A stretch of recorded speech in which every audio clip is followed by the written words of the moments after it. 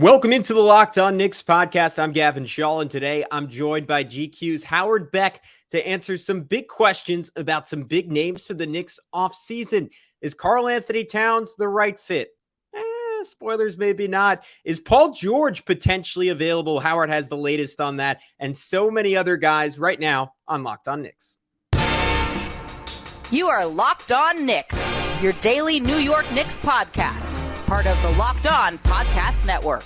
Your team every day.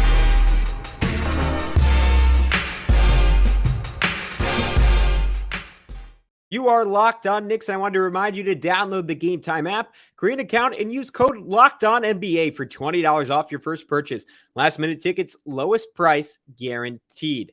And I wanted to remind you to make Locked On Knicks your first listen today and every day. You can do so by subscribing and hitting the notifications bell on YouTube. And do the same on your podcast platform of choice because we are putting out some fantastic content right now. Alex got a chance to talk with Tony East over at the Locked On Pacers podcast about a potential Obi Toppin trade for some of their top picks. I got the chance to talk to Howard today. Spoilers, it's going to be a two-parter, so check out part 2 next week. We're going to check in with the guys over at Locked On Wizards about Kristaps Porzingis and Bradley Beal early next week, and have some final thoughts on the NBA draft for you guys with some special guests. But for now, we dive deep with Howard Beck on some of the biggest stars the Knicks can go after right now on Locked On Knicks. Guys, as promised, I am lucky enough to be joined by one of my all-time favorites, Howard Beck of GQ Sports, who just put a fantastic story on the process the NBA does to get locker rooms ready for the post-final celebration, which, Howard, I mean, I watched the videos. This was like a particularly rich one, I think, with Jokic throwing Jamal Murray in the pool. Now he apparently lost his finals MVP. I'm sure you got a lot of good stuff in there. The pool thing was funny because that happens, of course, off the locker room. And, there are other areas where even on a night of the championship celebration where a lot of media is in places that we wouldn't normally be in a way. I did not see that happen in live in real time. I saw that video much, much later after I had left the locker room smelling like smoke and champagne and everything. But yeah, I was in there with the NBA crew while they were during setup, but pre-setup. I was in there during the final minutes of the fourth quarter as they are nervously sitting there going, can we do it yet? Can we not do it yet? Are the Heat going to suddenly come back and pull this out? Because it was looking for a minute like they would. And so there's this nervous energy for everybody setting up because you have to act very, very quickly when the game comes down to the final minutes or seconds. And historically, there have been a lot of these. So I reference a few anecdotes in the story as well at GQ Sports about past years where someone's got the trophy and they're ready to come out to the court with it. And then it's like, nope, the Celtics just blew it. Run around back the other way because nobody can see the trophy before the series is over. Wait, Spurs Heat Game 6, right? Very famously. Another one of those. Yeah. So there's always this anxiety. You have to be prepared. You have to be ready when one team's got 3 wins. And especially when you get to a Game 7 and both teams have 3 wins. And now you don't even know which locker room. So Game 7 in 2016, Cavs Warriors, they were standing, the crews were like waiting between almost equidistant from the 2 locker rooms.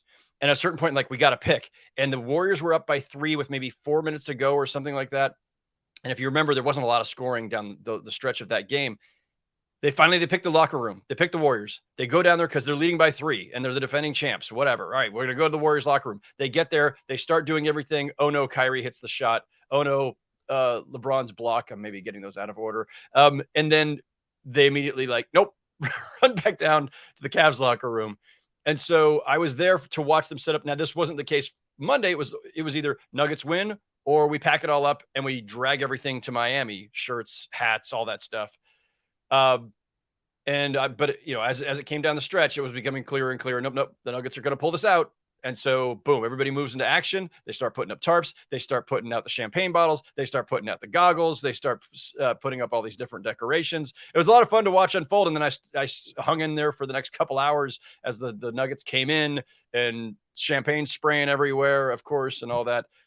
Every one of these is special. Every one of these is fun. I do think, and I've been in the locker room for it's been a while since I was in for the actual first popping of the champagne, not since I was covering the Lakers back in the early 2000s. But I've been to a lot of finals and a lot of championships, and they're all special. But what guys will tell you, especially when they've won multiple, is that there is nothing like the first one. Yeah. And the pure joy, elation, a sense of accomplishment that they get at that first one, it's like nothing else. And it's not that if you win a second one or a third or whatever, that they don't all feel amazing. But if you've never done it before, like the Nuggets hadn't, and a pretty young team, like the only guys on that team, obviously KCP had won one with the Lakers. But man, it's just really cool. It's really special. It's a lot of fun. Also, by the way, a quick couple of Knicks notes on that. So one of the first guys I saw come in was Jared Jeffries, who, legend. Love Jared, one of my favorite Knicks from the time that I was a beat writer. So got to congratulate him. Hug from Jared Jeffries. His hand was soaking wet from champagne by that point when we shook hands. And of course, Michael Malone was an assistant coach for the Knicks when I first started covering them in 2004. So very happy for Michael Malone. I think those were the only Knicks ties. Obviously, there was the Nets tie of Bruce Brown, who they never should have let walk. Jamal Murray, a pick from the Jamal Murray. Trade, so a painful Knicks tie, but a Knicks tie all the same. Yeah, that was a piece of the Carmelo trade, right? Yes. Yeah. Mm-hmm. So I think he might have been the final piece with either him or Gordon Hayward. Those were both Knicks picks from the Carmelo deal, I believe. Yeah, we might have to change topics. unless Hayward was the Marbury deal. Is that possible? I don't know. Anyway. All right, on a happier Knicks related note, maybe one day, Howard, you'll be on and we'll be talking about Julius Randle and Jalen Brunson and RJ Barrett spraying each other with champagne. But some would argue, I might be in that camp, that for that to happen, the Knicks would need to make a superstar acquisition. So as it is every offseason, we've heard a whole bunch of names thrown around, from Joel Embiid to Bradley Beal to Karl Anthony Towns. It feels maybe a touch more realistic this offseason, just because the Knicks have the assets to pull it off and an incentive to do so, with some proof of concept this postseason that, hey, we might actually be somewhat within the realm of close to that kind of stage. What have you heard, whether it's on those guys or other guys, like where the Knicks are maybe probing, where they're just internally talking about guys? And is there anyone you would deem as sort of semi-realistic, or do you think this is more a situation where the Knicks kind of happy where they're at and maybe they're just going to run it back next year? So the way I've described this, with a lot of teams at this particular moment, and the way the NBA is right now, everybody has to kind of play this as an opportunistic kind of strategy, right? You can't plan for, we're going to go get this guy at this time. Once upon a time, you could kind of plan that way. And even if you didn't know you were going to get him, although this is a tampering league, obviously, and sometimes exactly who you're going to get. I think they were pretty sure they were going to get Brunson, and they're not the first to kind of know that ahead of time. But you can target free agents based on, all right, we know this guy's a free agent at this time, and we're going to have cap room or whatever. That NBA is kind of in the past. Like, it's not that nobody ever changes teams via free agency. That'll still happen. But as we've seen over the last few years, it's mostly via trade. So the best strategy is to kind of play it cool. Accumulate assets if you're trying to get that next star, unless you have another path, right? If you do have a guy you think is coming in free agency, or if you're a bad team that's going to be high in the lottery, all right, fine, you'll get your star that way. But if you're a team like the Knicks that's trying to play somewhere in the middle, and that's what they've been doing for however many years running now, they've really never gone the full-on tanking strategy. They've had lottery picks, but they've never really tried to bottom out or do it for multiple years or anything. They've been trying to play the middle ever since Tibbs arrived, frankly. That's because that's what Tibbs does. Tibbs is not going to let you bottom out. So the best thing to do is what the Knicks have done, which is just accumulate assets, be patient, develop guys. They've done all those things. And along the way, they've gotten a guy who nobody thought was a star, who's suddenly become a star. So that Jalen Brunson is now flirting with, look, if he plays like he did this past season, he's definitely an all-star. No matter how many guards, no matter how big the glut is, he's going to make the all-star team. If he plays like he did this past season, he might make all-NBA. Again, there is a glut. It's hard. There's only 6 spots.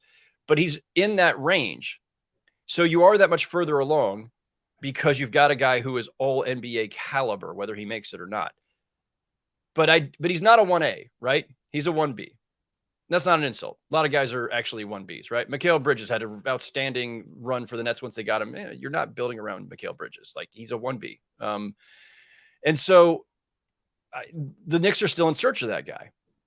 And they're on the right course, right? They've got a bunch of interesting pieces. I got a bunch of guys on good contracts, a bunch of youth, and a bunch of picks.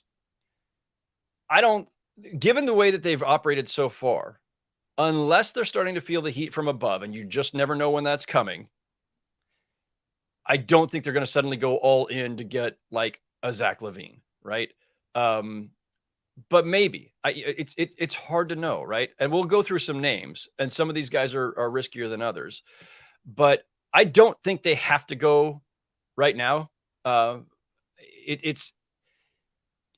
think they bought themselves a little bit of time, just as they did in year one. Tibbs gets them to overachieve. They bought some time. They regress the next season, but then they've come, this past season, they break through again. What Brunson did is for real.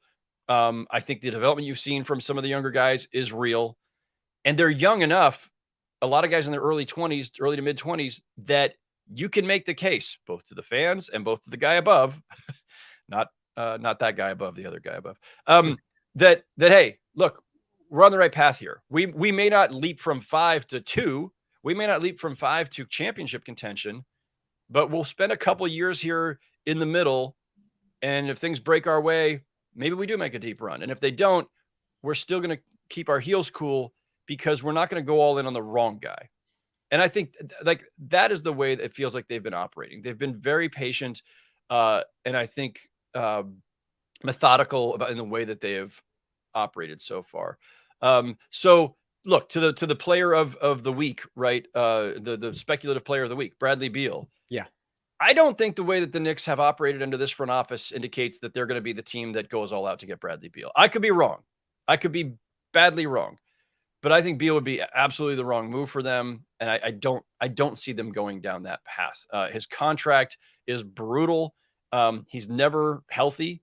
He's a really great player, but he's also, I don't know that he's the right pairing with Jalen Brunson. He's got a better track record overall than Brunson, if the totality of their careers, but like, you're not replacing Brunson with him. And if you're pairing Brunson with him, you're really putting a ton of pressure, I think, on your bigs to make up for all the defense. So it doesn't feel like the right move to me. I don't think LaVine and DeRozan, if those guys become available, are necessarily the right move. Although DeRozan could be interesting. We're going to start hearing more and more about Zion. I would be scared to death of acquiring Zion. There's a lot of guys who will be speculating on that I don't think are the right fit. The one that's the most interesting to me is Karl Anthony Towns. All right, guys, we'll be back with Howard in just a sec. But first, I wanted to tell you about one of our newest and one of my favorite sponsors here at Locked On Knicks with Birddogs. Birddogs have stretch khaki shorts that are designed to fit slimmer through the thigh and leg to give you a truly sculpted look. And look, I'm not going to go crazy. I spend a little bit of time in the gym here or there, but anything I do have, Birddogs is happy to accentuate. They are far and away the most comfortable pair of shorts I have ever had. And I am someone, much to the chagrin of my girlfriend, that loves athleisure. The beauty of Birddogs is they look good, but they're more comfortable than any pair of basketball shorts I've ever worn in my life. And if you want to do something athletic in them, you can. Plus, I really like them because I was desperate for a water bottle, and they threw in this really cool tumbler here. So that was a really big win for me. Go to birddogs.com/LockedOnNBA for a free Yeti-style tumbler with your order. That's birddogs.com/LockedOnNBA for a free Yeti-style tumbler. You won't want to take your Birddogs off. We promise you that. Yeah. We don't know if Towns is going to be available yet.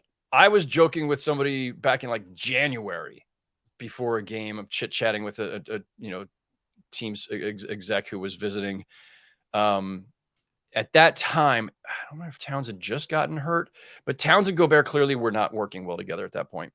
And they're gone so far all in with Gobert, and they're obviously keeping Anthony Edwards. It's like, well, at some point, if push comes to shove and you've got to like figure out your path forward, building around Anthony Edwards, and now Gobert as your defensive anchor, Towns is the odd man out. And Towns felt like the perfect Knick in some ways because the CAA ties, the Leon Rose ties, local ties. Again, he's a guy I'd be wary of. He's incredibly talented, and and there's all the reasons you could want to go get him, and there's all the reasons that you would want to not go get him. I just thought like this is inevitable. Karl Anthony Towns is going to become a Knick. I don't know if the Timberwolves are there yet. We'll find out soon enough. I don't know if they're there yet.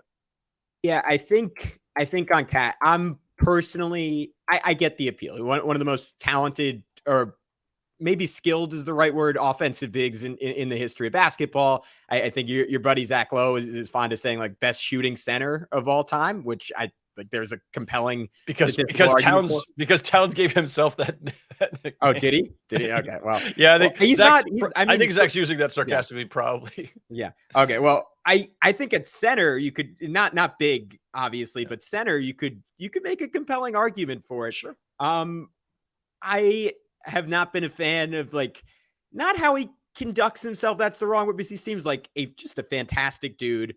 Who's obviously been through just a brutal time off the court the last few years. But he like went on to Patrick Beverley's podcast yesterday and was like indirectly making an argument that the Timberwolves making the play-in and winning a play-in game was more impressive than the Denver Nuggets winning the championship this year, which maybe like I'll give him a chance to rephrase that. Maybe exactly isn't what he wanted to say, but like there's like, I don't know if he fits in with the mentality of this Knicks team.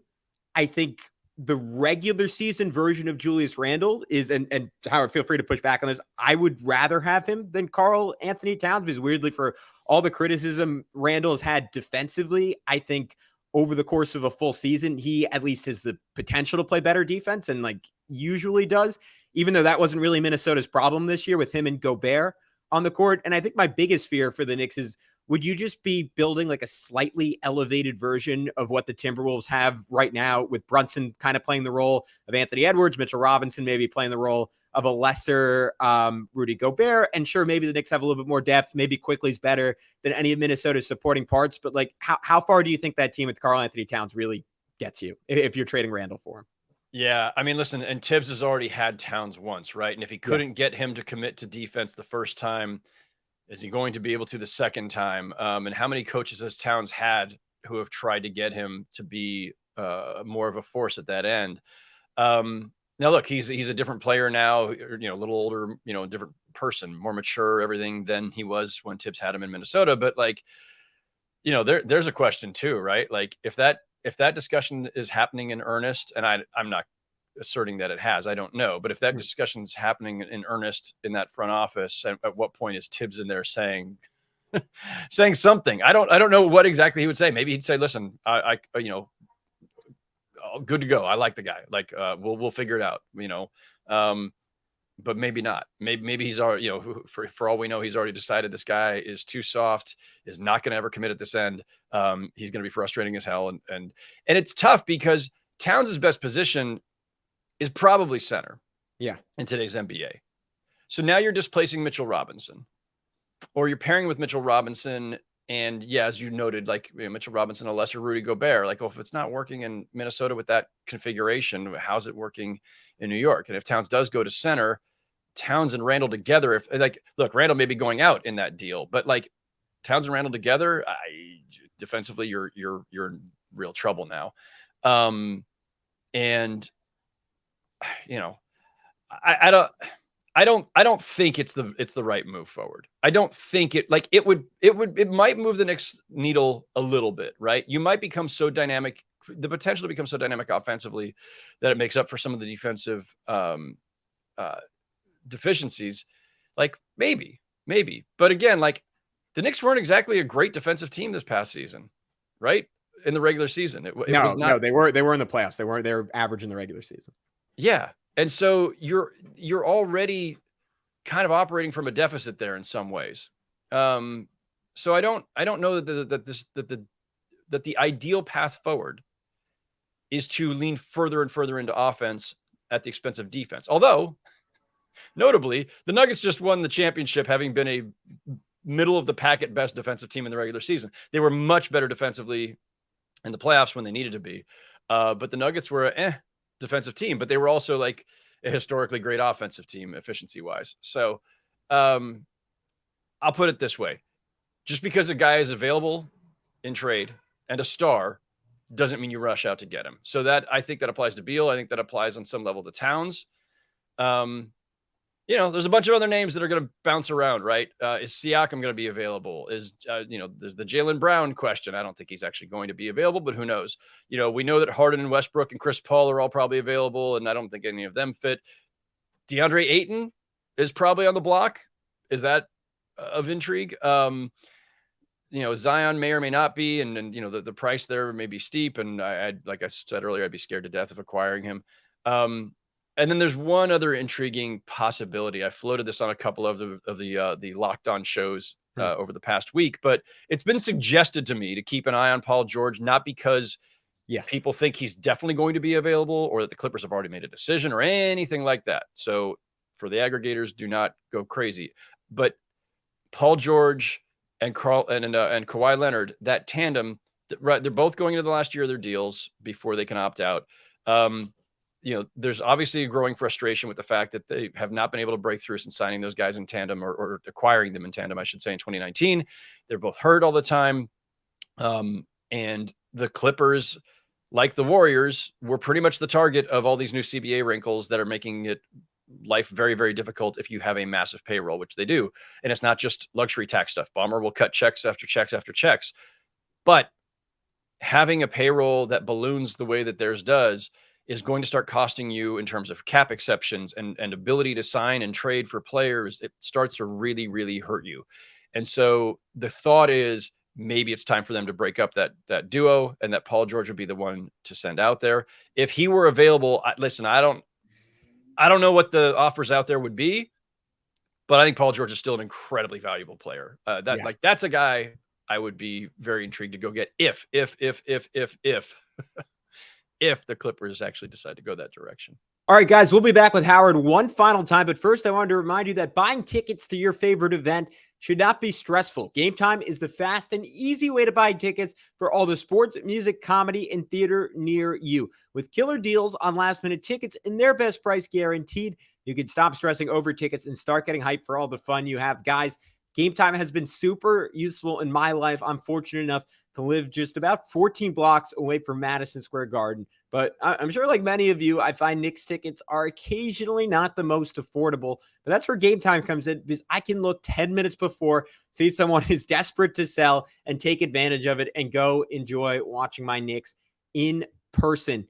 Gametime is the place for last minute ticket deals because you don't have to plan months in advance. They have tickets right up to the day of the event. You can get exclusive flash deals on any sport you can imagine, in addition to concerts, comedy, theater, and more. And the Gametime guarantee means you'll always get the best price. If you find tickets in the same section row for less, Gametime will credit you 110% of the difference. So snag the tickets without the stress on Gametime. Download the Gametime app, create an account, and use code LOCKEDONNBA for $20 off your first purchase. Terms apply. Again, create an account and redeem code LOCKEDONNBA for $20 off. Download Gametime today. Last minute tickets, lowest price guaranteed.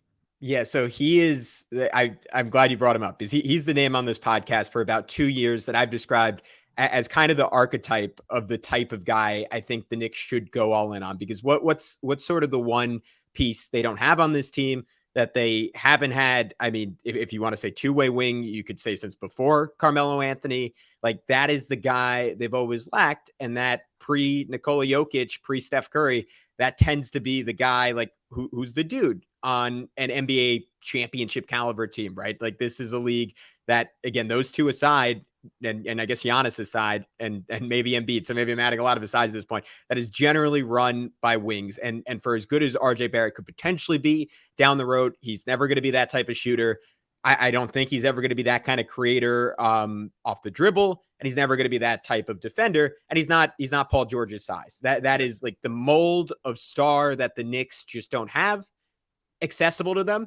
And to your point, with a team that is, at least for the foreseeable future, not going to be near the top of the draft, like, there isn't really another avenue to acquire that type of player. So even at 32, 33, like, he's still someone, if I'm the Knicks, like, I would be willing to make a substantial commitment for and say, hey, we're going to pour a lot of our assets into this guy. And maybe we're lowering our time horizon a little bit in terms of how long we can contend because of his age, because of his injury history, which that's the really scary part there. But in terms of type of guy you'd want to pair with Jalen Brunson, let me know if you agree. Like I think he's kind of perfect. All right, guys, we ran a little bit long with Mr. Beck. So what we're going to do, I know these are your least favorite words in niche Knicks podcasting, but we are going to split this off into a part 2 that should be out early next week, where we get a little bit deeper with Howard into the Knicks' own players. Should they trade Julius Barrett? Jesus. Should they trade Julius Randle? Isn't Emmanuel Quickly, Jalen Brunson backcourt sustainable? That's we go back and forth on that. And can the Knicks win a championship without a top-notch defense? All that and more next time with Mr. Howard Beck, one of the best to do it on Locked On Knicks.